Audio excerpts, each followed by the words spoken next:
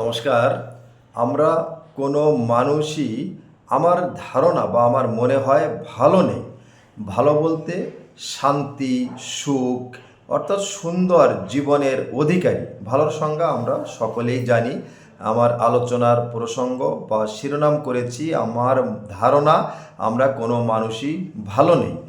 এজন্য আমি বলেছি আমার জানা মতে, যেহেতু কথাগুলো আমি বলছি এজন্য আমার অভিজ্ঞতার কথাগুলি আপনাদের সঙ্গে শেয়ার করব।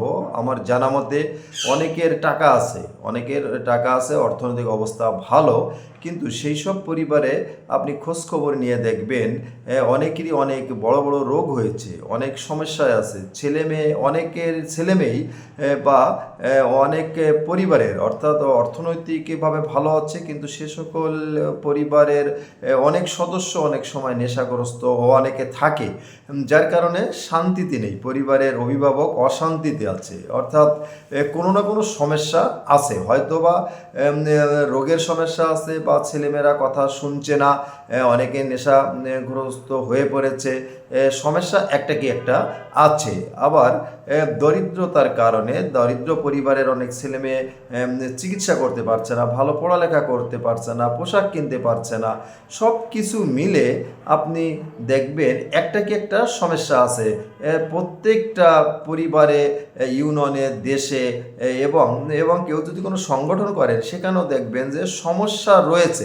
একই সংগঠনের মধ্যে গ্রুপিং রয়েছে, পরস্পরের প্রতি শ্রদ্ধা নেই, ভালোবাসা নেই, মানে সমস্যা নেই বলতে কোনো মানুষ নেই।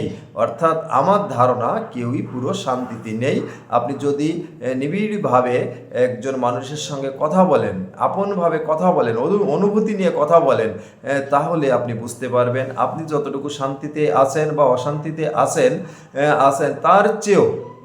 তার চেয়েও বেশি অশান্তিতে আপনি যার সঙ্গে কথা বলছেন তিনি আছেন। এগুলো আমার মনে হলো আপনাদের সঙ্গে একটু শেয়ার করছি। এ কারণে আমরা যে যেখানে আছি কেউই ভালো নেই। আমি আশা রাখবো, পরম করুণাময় সৃষ্টিকর্তার কাছে প্রার্থনা রাখবো আমরা যাতে সবাই ভালো থাকি, আপনি যেখানে আছেন যাতে নিরাপদে থাকেন, সুস্থ থাকেন। কিন্তু আমার ধারণা আমরা কেউই ভালো নেই। আপনার কি ধারণা? আপনি আপনার মতামত অবশ্যই কমেন্ট বক্সে শেয়ার করবেন। আমার সাথে যদি এক হন, আমি যেমন বলছি কেউই আমার মনে হয় আমরা কোনো মানুষই ভালো নেই, আপনার ধারণা আপনার মতামত আপনি কমেন্টস বক্সে অবশ্যই উল্লেখ করবেন। পাশাপাশি আরেকটা কথা বলতে চাই, ভালো না থাকার অন্যতম যে কারণগুলো তার ভিতর অন্যতম আমাদের অতি আকাঙ্ক্ষা, অতি চাহিদা, অতি ক্ষমতা, লোভ, অর্থাৎ অতিমাত্রায় আমাদের স্বপ্ন আমি মনে করি, যার কারণে আমরা অনেকেই ভালো নেই। আর এই অতিমাত্রার স্বপ্নগুলো পূরণ করার জন্য আমরা অসৎ উদ্দেশ্যে রওনা করি, ক্ষমতার জন্য আমরা নিজেদের অবস্থা থেকে সরে যাই, অর্থাৎ অবৈধ কাজ করার দিকে এগিয়ে যাই। সব কিছু মিলে অতিমাত্রা আমাদের জীবনকে অশান্তিতে পরিপূর্ণ করে তুলেছে।